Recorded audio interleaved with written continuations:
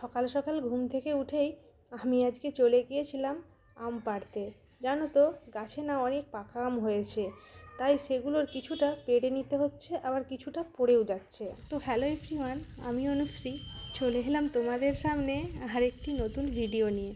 সকাল থেকে আমি কি কি কাজ করি তার কিছুটা ছোট্ট একটা অংশ তোমাদের সামনে তুলে ধরলাম। সকাল সকাল রান্না করবো বলে চলে গিয়েছিলাম কিছু সবজি আনতে নিজেদের বাগানে। শাশুড়ি মা যেহেতু বাড়িতে নেই, তাই প্রতিদিন বাগান থেকে প্রতিদিনের সবজিগুলো তোলা আর সম্ভব হয়ে ওঠেনি। যেহেতু সকাল সকাল রান্না করব, তাই বেশ কয়েকটা সবজি যে কয়টা পেরেছি তুলে নিয়েছি গাছ থেকে। গাছগুলো আমি নিজের হাতে লাগাইনি ঠিকই, কিন্তু গাছ থেকে সবজি তুলতে কিন্তু বেশ ভালোই লাগছিল আমার।